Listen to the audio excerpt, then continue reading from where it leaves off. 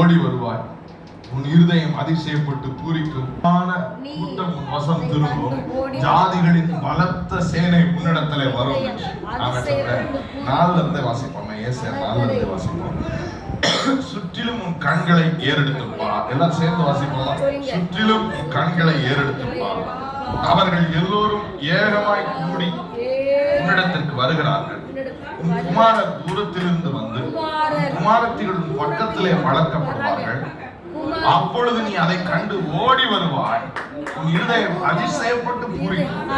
திரளான கூட்டம் வசம், ஜாதிகளின் பலத்த சேனை உன்னிடத்திலே வரும். இன்னொரு கண்களை ஏறெடுத்துப்பா. அவர்கள் எல்லோரும் வருகிறார். குமாரர் தூரத்திலிருந்து பக்கத்திலே வளர்க்கப்படுவார். அப்பொழுது நீ அதை கண்டு ஓடி வருவார், இருதயம் அதிசயப்பட்டு பூரிக்கும். கடற்கரை திரளான வசம் திரும்பும், ஜாதிகளின் பலத்த சேனை உன்னிடத்திலே வரும்.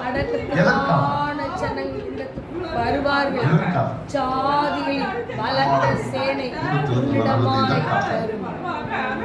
வரும். ஜாதிகளின் பலத்த சேனை கடற்கரையின் திரள் கூட்டம் பட்சமாக திரும்புவது எதற்காக?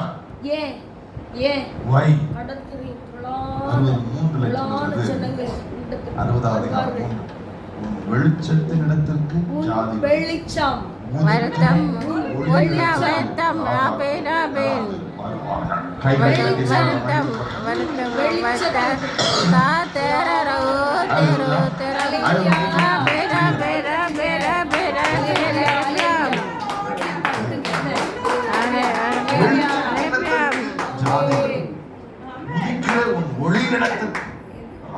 What is your vision?